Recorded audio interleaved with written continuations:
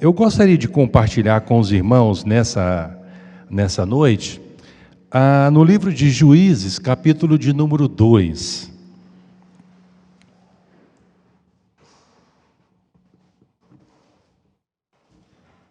Livro de Juízes, capítulo de número 2. Logo depois de Josué,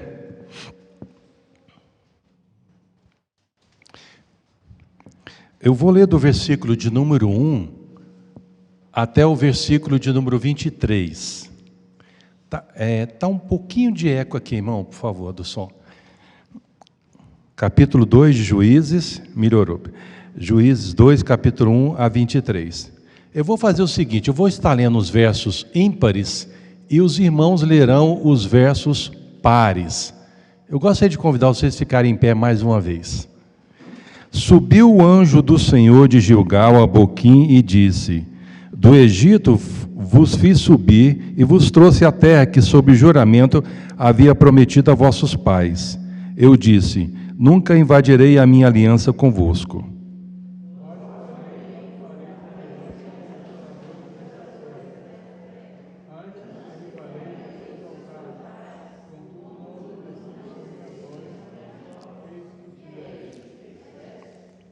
Pelo que também eu disse: não os expulsarei de diante de vós, antes vos serão por adversários, e os seus deuses vos serão laços.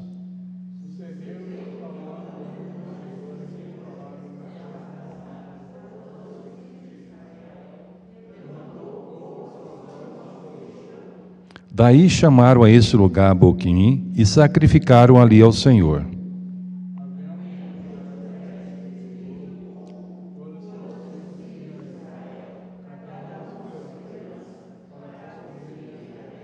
Serviu o povo ao Senhor todos os dias de Josué, e todos os dias dos anciãos, que ainda sobreviveram por muito tempo depois de Josué, e que viram todas as grandes obras feitas pelo Senhor a Israel.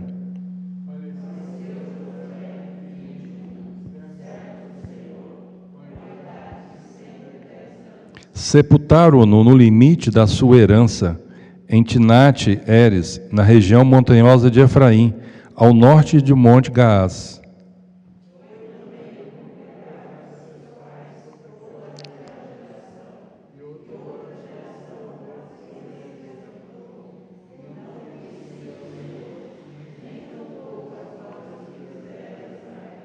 Então fizeram os filhos de Israel o que era mal perante o Senhor, pois serviram aos Balaíns.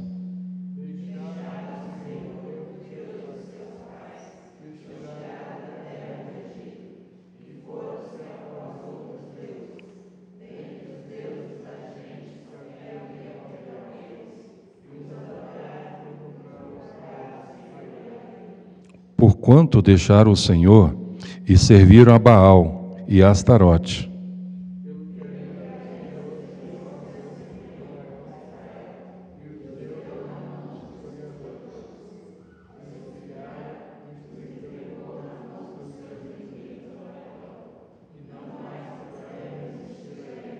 Por onde quer que saíam, a mão do Senhor era contra eles, para seu mal, como o Senhor lhe dissera e jurara, e estava em grande aperto.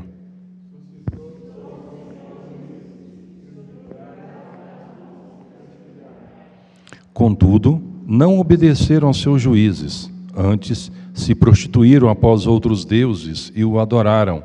Depressa se desviaram do caminho por onde andaram seus pais, na obediência dos mandamentos do Senhor, e não fizeram como eles.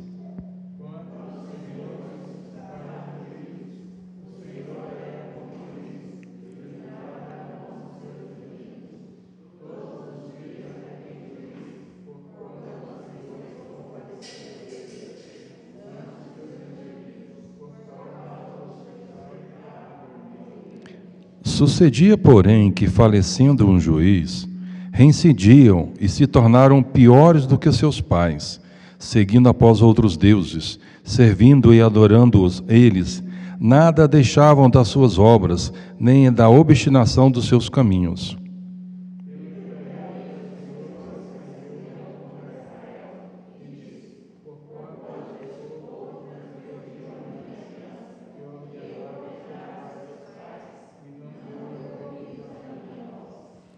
Também eu não expulsarei mais de diante dele nenhuma das nações que Josué deixou quando morreu.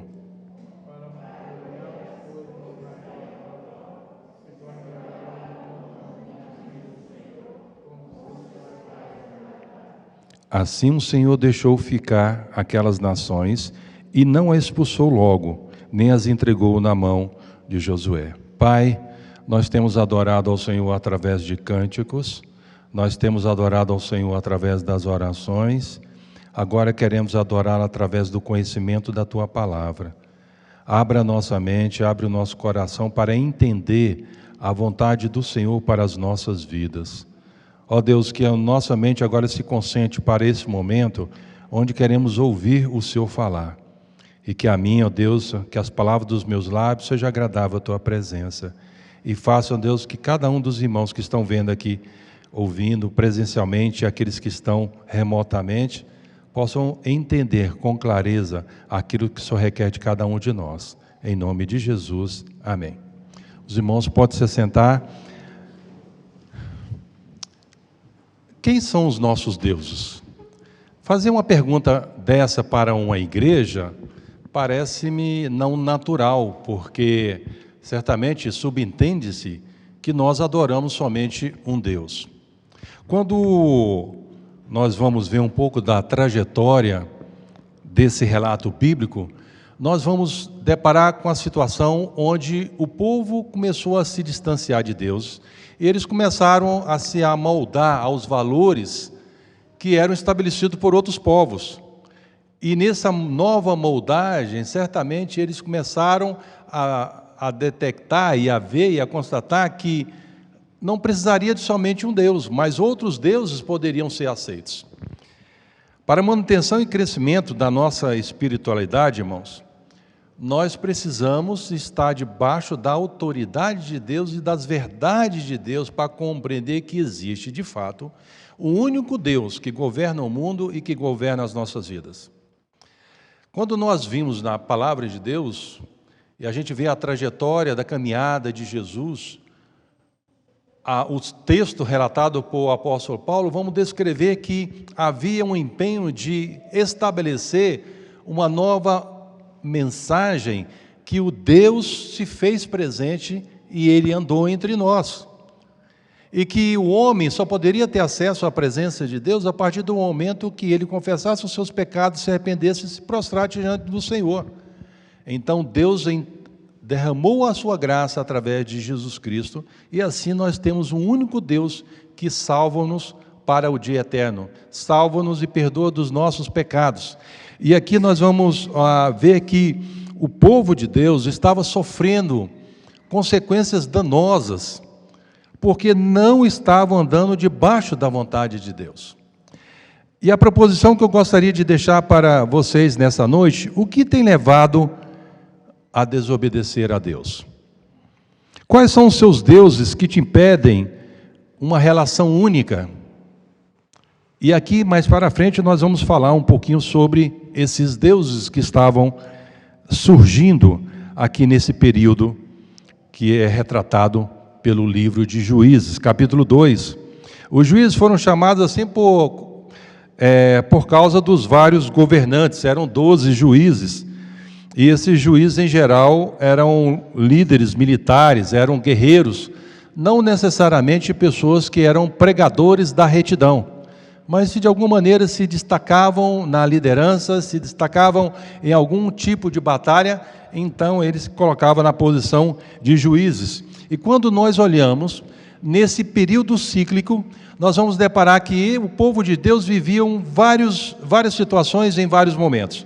Um momento onde Deus dava uma ordem, eles recebiam a ordem, mas depois caía em pecado. E aí vinha a consequência do pecado, havia o castigo.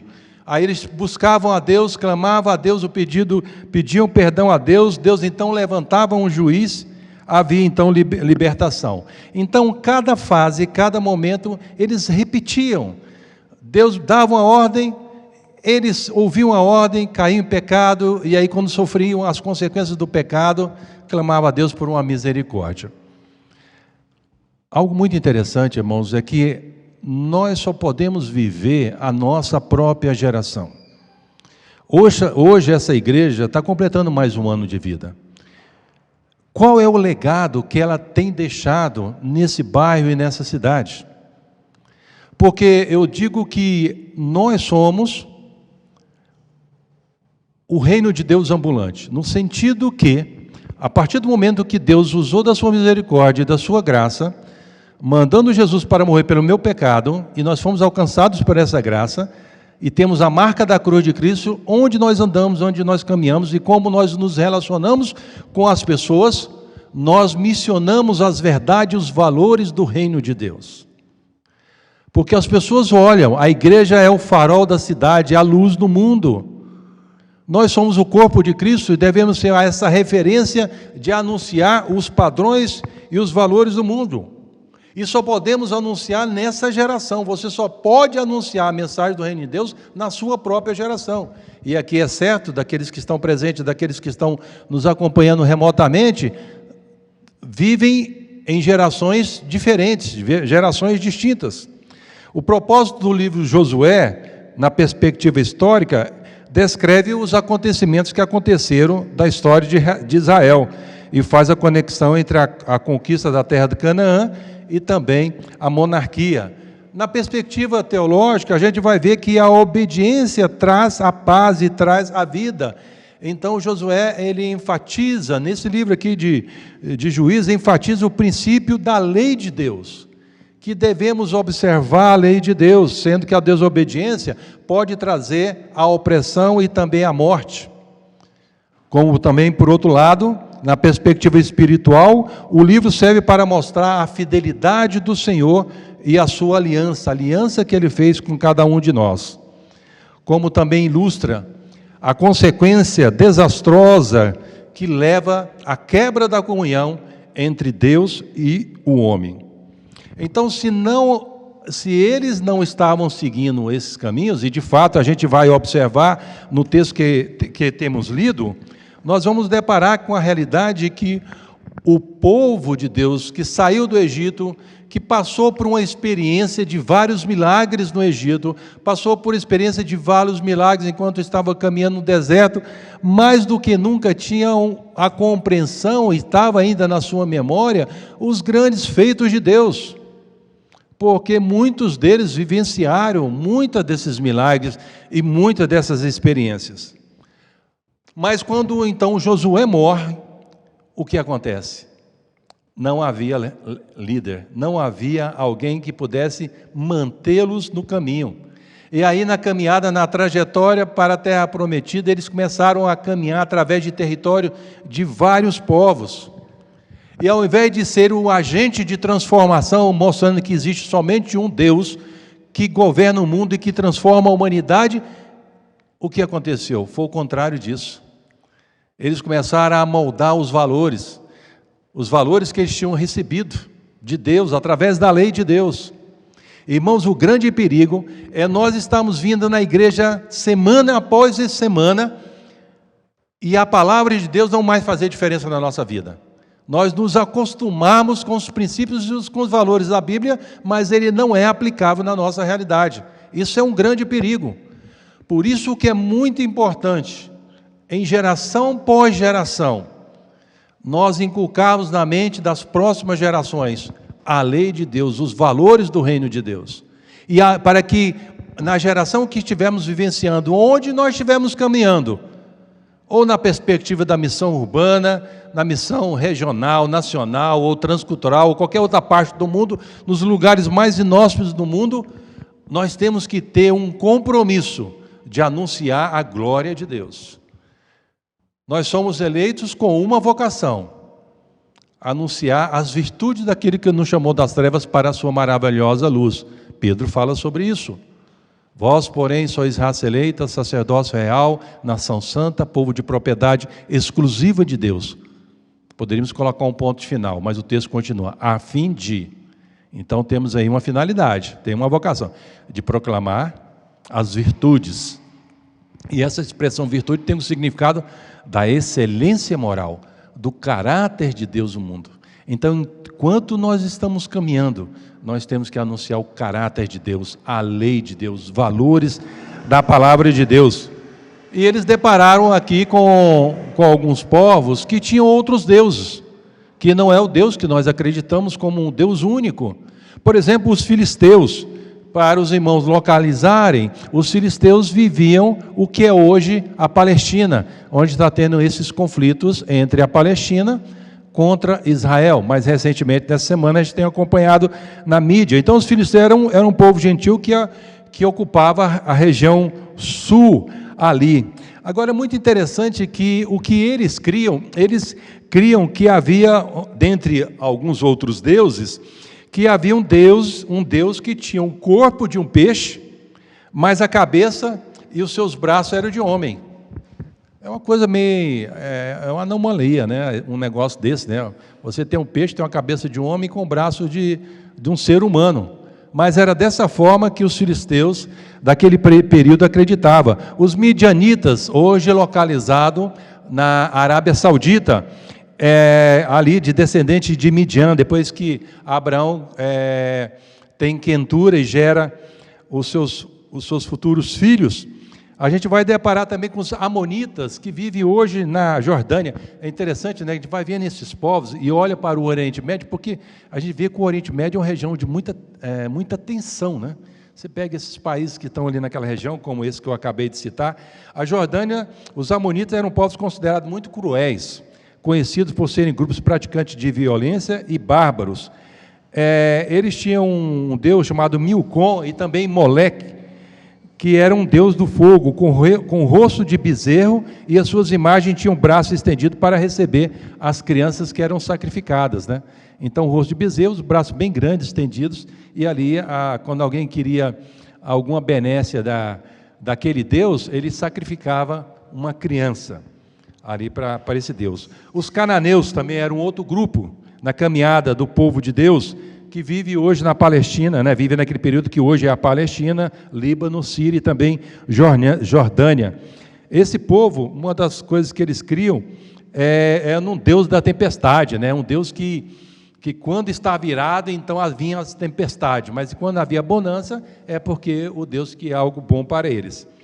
E eles adoravam um Deus chamado Baal Peor, né? Em suas cerimônias, eles faziam sacrifícios de vidas humanas, orgias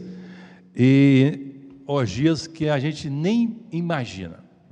Então, o povo de Deus estava caminhando no deserto, eles começaram a passar nessas terras, e ao invés ou de passar longe, ou de passar perto, e deparando com esse povo, apresentar os valores de Deus, o que eles faziam?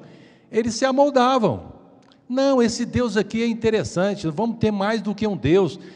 Essa ideia de fazer algumas práticas que a lei no passado condenava, hoje não é tão importante, ou mesmo aconteciam casos que muitos desses que estavam na trajetória nessa caminhada já nem mais sabiam qual eram os valores do reino de Deus. E por não saber os valores do reino de Deus, qualquer nova coisa que se apresentava, essa novidade, tudo bem, era aceitável. E começaram a ser influenciados culturalmente e religiosamente por esses grupos.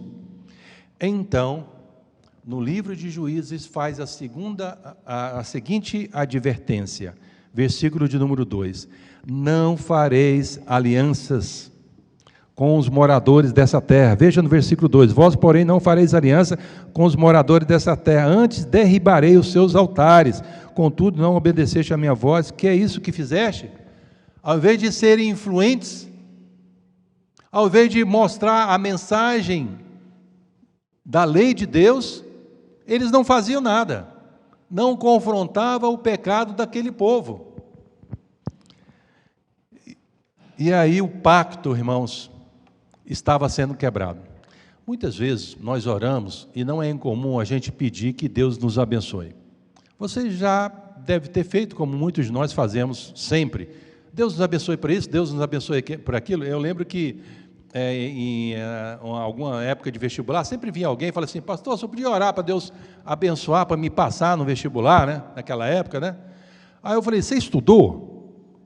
mais ou menos. Eu falei, então você vai, só vou pedir a Deus para te abençoar, para lembrar você do mais ou menos que você estudou. É muito interessante, irmãos, porque nós requeremos de Deus a bênção dele quando nós não obedecemos seus padrões e os seus valores. Deus tem um compromisso de abençoar o seu povo e abençoar aqueles que submetem à sua vontade. Deus não tem compromisso de abençoar aqueles que não querem seguir o seu caminho, não querem seguir a sua lei. Então, Deus fez um pacto com o seu povo, e Ele requer do seu povo a fidelidade. Mas por que esse povo, então, declinou? Se a gente olha toda a trajetória, ali você pega a história dos líderes que Deus levantou, ali saindo logo do Egito, tempos em tempos havia um ápice deles, de voltar para Deus, depois havia um declínio, um ápice, declínio, ápice, declínio, ápice, declínio, e assim por diante. A nossa vida é muito disso, né? A gente tem um momento que a gente está bem, outro momento que a gente não está muito bem, aqui dentro da perspectiva bíblica. Então, por que eles declinaram? No verso de número 10 de Juízes, vai nos responder o que estava acontecendo. Foi também congregada a seus pais toda aquela geração, e outra geração após ele se levantou, que não conhecia o Senhor, nem tampouco as obras que fizera a Israel. Então eles declinaram quando não perpetuaram na história os valores e os feitos de Deus. Aqui eu estou vendo que ainda nós temos aqui uns jovens, e alguns aí que estão nos vendo remotamente também, deve ter um grupo de pessoas jovens, mas temos alguns casados, alguns que têm filhos, e talvez outros não, mas eu gostaria de destacar um negócio. Todos nós, em algum momento da nossa história, nós devemos ser um agente de influência naqueles que estão próximos a nós. Porque se você está aprendendo os valores de Deus, através da palavra de Deus, nós temos a obrigação, você tem a obrigação de inculcar naqueles que estão próximos a você, esses padrões, esses valores. Porque se você não faz isso, a próxima geração serão como esses aqui relatados no livro de Juízes, capítulo 2.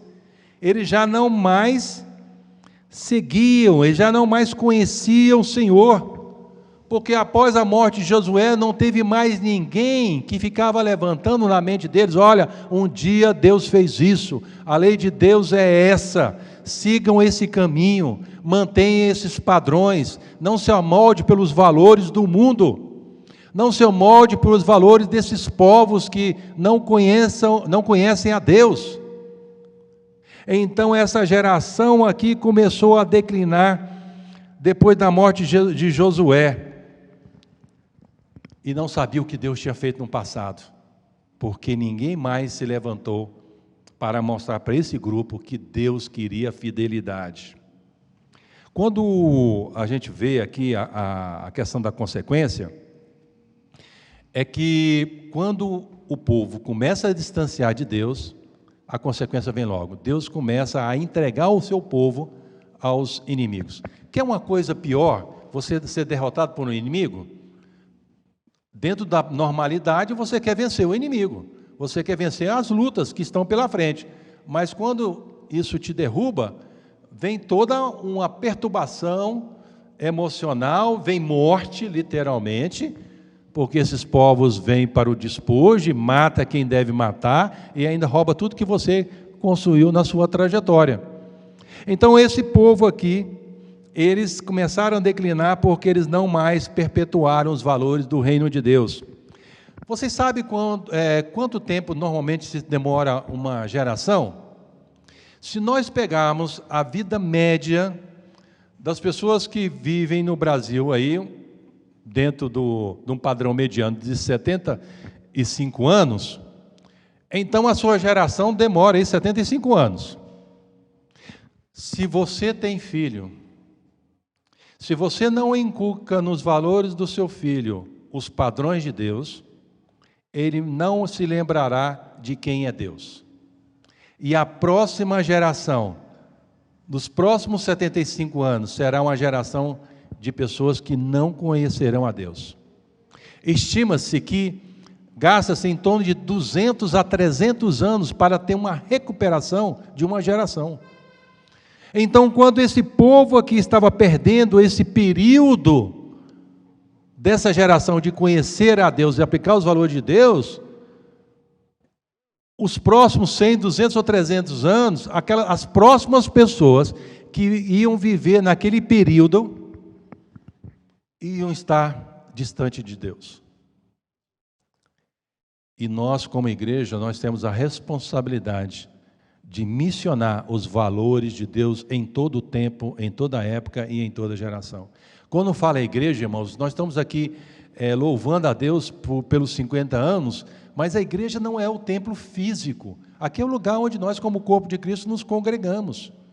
Mas todos nós, enquanto estamos andando pelos lugares que Deus nos leva, nós devemos ser o agente da mensagem redentora, que só há um caminho, e esse caminho é através da pessoa de Jesus Cristo.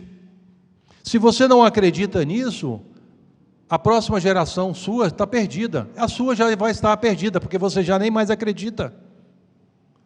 Então nós devemos ter isso em mente, porque quando nós olhamos os nossos filhos, né? Alguns são os pais. Você sabe quem está discipulando os nossos filhos? O mundo. O mundo hoje está discipulando os nossos filhos. A maioria dos nossos filhos vem pornografia, através dos smartphones comprados pelos próprios pais, porque muitos não monitoram, e ele no seu quarto, conectado à internet ou no 4G, ali está vendo muita coisa que você nem imagina que seus filhos estão vendo. Quando nós olhamos aí, é que existem pessoas no mundo que estão influenciando o comportamento da nossa sociedade. A igreja, ao invés dela ser uma grande influência no mundo, ela só é espectadora. Não, eu fico nas minhas quatro paredes, eu só reúno quem quer louvar a Deus e que se dane o mundo lá fora. Mas enquanto nós pensamos dessa maneira, os grandes influenciadores estão influenciando milhões de pessoas, inclusive muitos, dentro da própria igreja. Os cantores, segundo o Spotify, os cantores mais famosos no mundo, segundo o Spotify, que estão influenciando pessoas no mundo.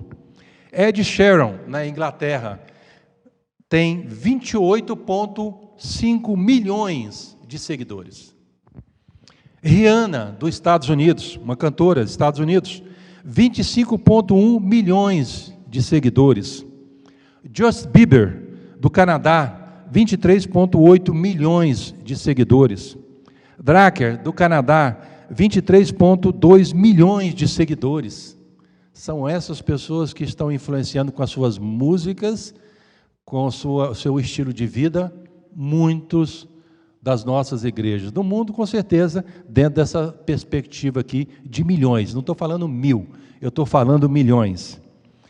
Dentro dos jogos online que são jogados no mundo, League of Legends, World of Warcraft, Overwatch, são jogos de guerra, de combate.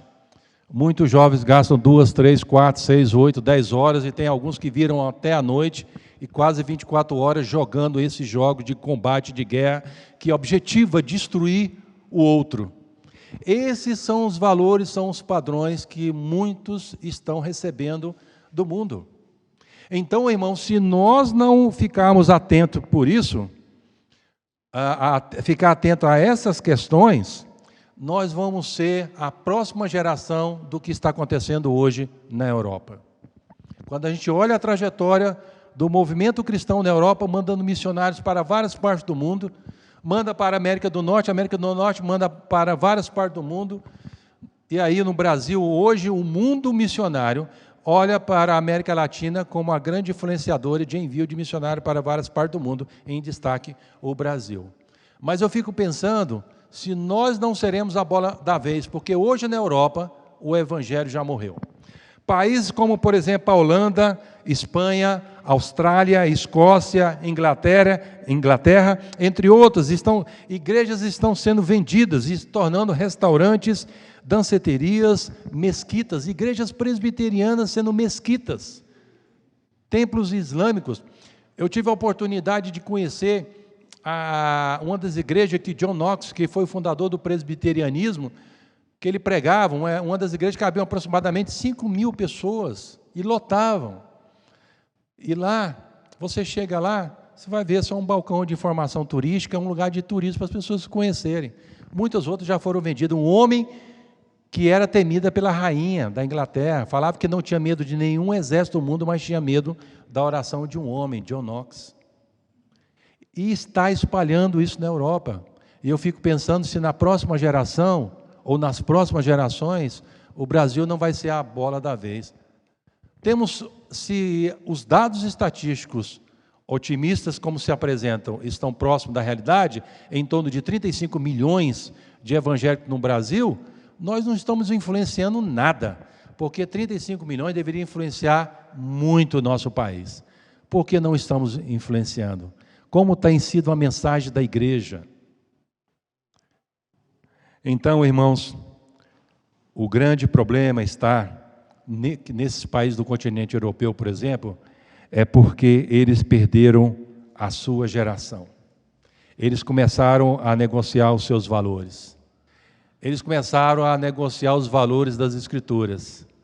Não, tudo é aceitável, né? Hoje nós estamos vivendo uma pressão do marketing, da publicidade, das leis que são aprovadas, que nos impõem certas condutas. E a mídia vai massificando isso na mente de todos nós, ao ponto de a gente ficar, talvez, tão cansado, até mesmo não aceita, é tranquilo, acho que não é problema. Alguns valores. Mas o padrão de Deus não é negociável. A conduta tem a baliza aqui da palavra de Deus. Se alguém lá fora está fazendo errado, não é você se ajustar àquele modelo. É você se firmar no seu padrão e influenciar para que as pessoas entendam que existe um Deus que estabelece lei, que estabelece valores. Então nós não podemos perder a nossa geração, irmãos. A geração que não conhecia a Deus não experimentou a sua bênção. Foi isso que aconteceu no livro de Juízes. Porque eles foram entregues aos seus inimigos. Segundo, verso de número 13, verso de número 14. A palavra de Deus nos diz: porquanto deixaram o Senhor e servir a Baal e a Astarote, pelo que a ira do Senhor se acendeu contra Israel, e os deu na mão dos espoliadores, que os pilharam e os entregou na mão dos seus inimigos ao redor, e não mais puderam resistir. Eles não resistiram porque eles deixaram Deus. Deixaram a lei de Deus. Aqui nós vamos ver que, por deixarem a lei de Deus, Deus então entrega o seu povo aos inimigos. Receberam a justa ira de Deus. Não é que Deus é um Deus descontrolado, um Deus irado, que não tem capacidade de manter o seu equilíbrio emocional. Então, por talvez ele não poder manter o seu equilíbrio emocional, por não ter a capacidade de controlar o mundo em todas as situações, então os inimigos pegaram Deus num momento aí distraído, ou então Deus ficou desequilibrado emocionalmente, então os inimigos tomaram e fizeram todo o estrago contra o seu povo, contra o povo de Deus. Não, é porque Deus é justo. Deus manifesta a sua justiça. E Ele não pode negar os seus padrões e os seus valores. Quando nós observamos aqui, é que essas pessoas estavam se prostituindo com outros deuses, estavam adorando outros deuses. Então aqui Deus manifesta a sua ira, porque Deus quer que o seu povo seja fiel. Deus não tem nenhuma responsabilidade de abençoar o seu povo, que não está debaixo do seu governo. Nós criamos caminhos, nós cavamos buracos, aí depois, quando a gente está numa situação crítica, a gente quer que Deus vai consertando os buracos que Ele não nos mandou cavar. Deus não tem compromisso com aqueles que vão para os descaminhos da vida. Deus só tem compromisso com aqueles que submetem ao seu senhorio. Se você observa o Salmo 23, versículo 1, muito conhecido por nós: o Senhor é o meu pastor e nada me faltará. Tem 3 princípios básicos e muito interessantes. Primeiro, o Senhor é. Não importa o que você pense de Deus, Ele continua sendo o que Ele é. Segundo, meu pastor. Deus só é pastor daqueles que submetem à sua vontade. Deus não é pastor de todos. Deus é pastor daqueles que estão debaixo do seu senhorio. E terceiro, Ele então vai prover para aqueles que estão debaixo da sua bênção. Então, nos desgovernos das nossas vidas, Deus não tem compromisso de nos abençoar. Então, por que o Senhor permitiu que isso acontecesse? De fato, é para colocar Israel à prova, se de fato eles iam guardar os ensinamentos deles. Se de fato eles iam trazer na sua história, na sua memória, porque o povo de Deus no passado recebia a bênção. E por que agora não estavam mais recebendo a bênção? Para mim o texto está muito claro: desobedeceram a Deus. Irmãos, a gente não pode ter interesse na palavra de Deus. Nós temos que ter compromisso com a palavra de Deus. Porque quando a gente tem interesse, a gente só vai andar nesses valores, nesses padrões, quando nos é conveniente. Mas quando nós temos compromisso, não aceita-se desculpa. A Bíblia é a palavra de Deus capa a capa. Esse é o regulador dos nossos padrões e valores nesse mundo. E se nós queremos que as próximas gerações não se distanciem de Deus, essa igreja, representada pelos irmãos que estão aqui presencialmente e outros que estão virtualmente, tem a responsabilidade de fazer os valores de Deus perpetuar para as próximas gerações. O nosso compromisso com Deus só vai até onde nós o conhecemos. O nosso compromisso com Deus só vai onde nós o conhecemos. Se nós não conhecemos a Deus, aí certamente nós não temos compromisso com Ele. E aí tudo vale. Depende da minha cosmovisão. Eu gostaria de encerrar deixando a seguinte aplicação. Voltando então para a pergunta do início. O que tem levado a desobedecer a Deus? Quais são os seus deuses que te impedem uma relação única com Ele? Primeiro, quando valorizamos mais ídolos deste mundo do que a Deus.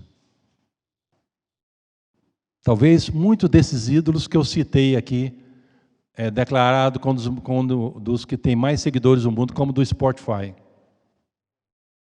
E esses outros jogos também. E esses influenciadores que nós temos no mundo. É muito interessante que uma das coisas que eu estou observando na juventude, em algumas igrejas presbiterianas que eu tenho andado, é que quando termina o culto, eu vejo muitos jovens conversarem sobre bandas coreanas. Não sei se algum dos jovens aqui já deve ouvir de alguma dessas bandas, né?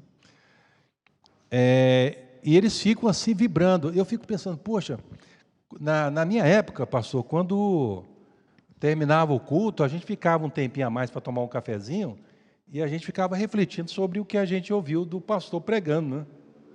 Mas se conversa tudo fora da igreja, menos aquilo que a gente ouviu Deus falar através de muitos. Então, nós valorizamos mais esses ídolos. Se isso está acontecendo, se você fala muito, se as suas postagens refletem muito disso, é porque você está cheio disso mesmo. Porque nós replicamos o que acreditamos e o que cremos a partir daquilo que nós propagamos. Se alguém olhar para as redes sociais, pelas suas postagens, o que ele vai ver lá? Eu lembro que eu estava conversando, uma vez eu fui consertar o smartphone da minha filha, numa loja onde tinha uma marca muito conhecida no mundo, uma autorizada, e aí conversando com a senhora, uma mulher, né, uma jovem, e depois descobri que ela era diretora para a América Latina de Recursos Humanos dessa grande empresa de produção de smartphone. Aí eu perguntei, como é que você faz uma entrevista quando chega alguém lá, enquanto eu estava esperando meu aparelho consertar? Aí ela falou assim, a pessoa vai lá, homem vai bem arrumado, fez barba, de terno, dependendo de quem é a pessoa, a mulher vai bem arrumada. Vocês observam isso? Não, a gente tem essa conversa pessoal, mas de fato, nós sabemos verdadeiramente quem são as pessoas que querem entrar na nossa empresa nas redes sociais. Porque ali elas são o que elas são. Ali eu sei quem são os seus amigos. Ali eu sei os diálogos dela e o conteúdo que ela posta. Ali ela vai mostrar quem de fato ela é por dentro, espelhada por fora através das redes sociais. Você que está procurando emprego, tem uma rede social, o mundo está olhando para a sua rede social.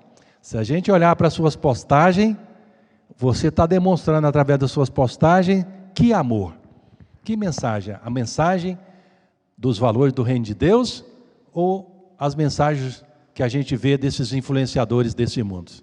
É algo que a gente tem que pensar.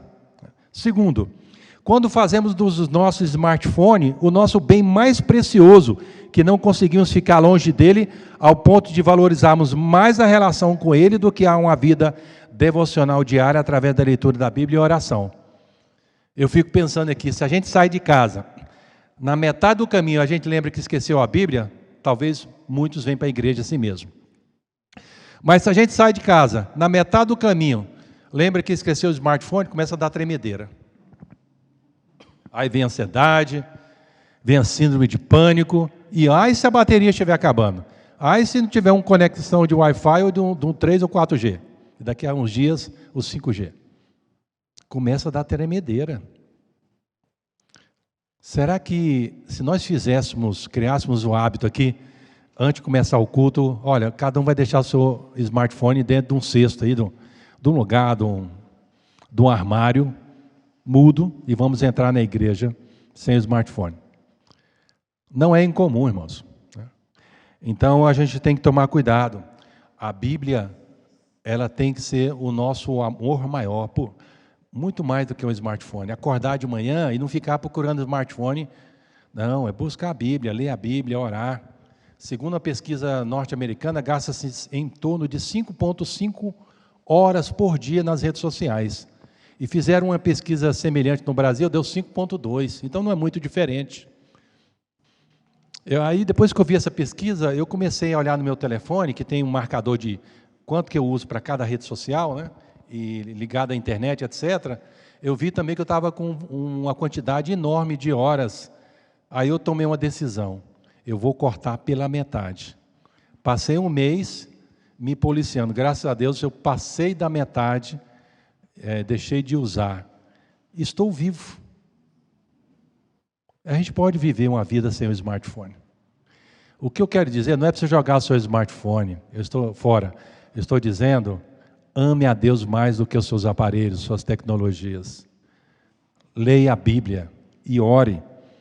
Terceiro, quando criamos caminhos e cavamos buracos que o Senhor não nos mandou cavar, e depois pedimos a bênção dele por essas trajetórias. Quarto, quando achamos que as nossas habilidades, capacidades e as nossas histórias nos sustentam para uma vida tranquila e de paz. Não é verdade, irmãos. Você pode achar que você tem um conhecimento, você pode achar que você tem dinheiro, mas todos aqueles com conhecimento ou sem conhecimento, com dinheiro ou sem dinheiro, mas se não tiver a marca da cruz de Cristo, vai lá para os quintos dos infernos. E é um caminho sem volta. O único momento, e eternamente você vai vivenciar a verdadeira paz, a verdadeira alegria, é quando você tiver a marca da cruz de Cristo. E no dia eterno, toda a nossa lágrima vai ser enxugada. Precisamos perpetuar em nossa história e dos nossos filhos e netos o que Deus é, e não do que nós imaginamos que Ele seja. Irmãos, é tempo da gente refletir. Quem são os nossos deuses? E qual a responsabilidade que nós temos, se nós professamos a existência de um único Deus, que as nossas ações estão... A pergunta é se as nossas ações estão fazendo com que essa geração e as próximas conheçam o Deus que é pregado aqui nessa igreja. Então o aniversário é muito mais do que lembrar de 50 anos. O aniversário é lembrar dos feitos de Deus e fazer com que esses feitos se perpetuem. E que Deus nos ajude no cumprimento dessa missão. Pai, louvado seja o nome do Senhor. Eu quero pedir perdão pelo pecado de cada um de nós. Porque quando nós não estamos no centro da Tua vontade, nós pecamos contra o Senhor. Quando não praticamos Teus padrões, nós pecamos contra o Senhor. Ajuda-nos, ó Deus, como cristãos, como igreja, sermos influenciadores na própria igreja, sermos influenciadores na nossa própria casa e em todos os lugares que o Senhor nos levar, para que o nome do Senhor se perpetue até a volta de Jesus Cristo. Em nome dele, amém.